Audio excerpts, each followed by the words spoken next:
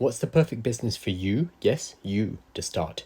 Chances are it's not one of the things that a guru is trying to sell to you. It's not going to be drop shipping. It's not going to be affiliate marketing. It's not going to be one of these many other things that are hot right now. And there are many courses and products to help you start that business. Chances are your business is going to be something that is a unique combination of what you're good at, what you enjoy doing, and what there's a market for. Last week, I asked people what exactly is stopping them, what are their blocks for starting a business. And one of the answers I got, I loved, which is from Warm Bread, saying identifying that intersection between what I'm good at, what I'm passionate and excited about, and what I can get paid for. This is exactly right. So I love seeing this. I like to see this as a Venn diagram with 3 different circles. You need to have first something that you enjoy doing. It doesn't necessarily have to be your passion, but it has to be something that you're happy to every day get up and do the work in. If you are building a business in a niche or an area that you just don't care about or you actively hate doing, it's going to be really hard to get through the hard times when you need to do the work. If you are working in an area where you actually enjoy the activity, it's going to be much easier to get up and do the daily slog that is required to start a successful business. Second, it needs to be something that you are skilled at. Now, often this is hard to identify our own skills because we take them for granted. So it's very useful to ask your friends, your colleagues, people you work with professionally, what it is they think you're good at. So often, even if they don't tell you this actively, it's what they come to you for. You tend to be the person that people come to solve certain types of problems.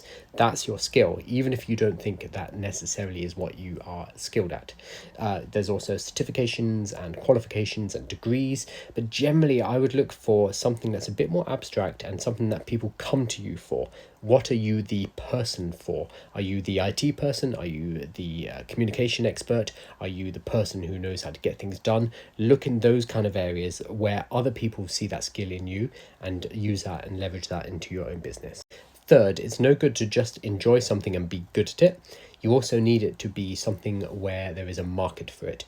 So if you are good at something and you enjoy doing it, that's fantastic as a hobby, but we need to also make sure that there is a market that will pay you for what it is you're doing. Otherwise, you're just going to be an amateur, you're never going to make any money from it. So there has to be this intersection between the 3. There has to be a market, there has to be a skill that you have, and it has to be something that you enjoy. You need to find this sweet spot, this Goldilocks zone right in the middle of the 3.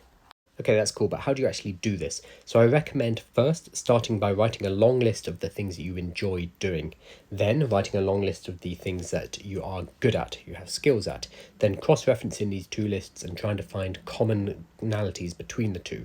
Then for each of the ones that has a commonality, you're then going to do some market research and see if this exists as a niche and whether people are already making money in this particular niche. You are looking for areas where competition already exists. If there is no competition in that space, that is not a good sign. That means that there's probably not a market. Chances are somebody's already tried to make money here and they haven't managed to. So what you're looking for is somewhere where there is competition and you're going to be able to find your own sub-niche within that. This exercise is probably one of the most important things you can do before starting a business. However, do not allow yourself to procrastinate here for too long. Any business idea, doesn't matter how perfect it seems when you start, is going to change as you evolve. As you start to deploy the business, as you start to talk to customers, as you actually start to sell product and services, what you had the idea of building is going to evolve and adapt and change and mutate out of all recognition. So what you're going to end up with is going to be something very different. So stop polishing your idea and just get started, knowing that the market and your customers are going to tell you what they need and therefore how you need to change your idea.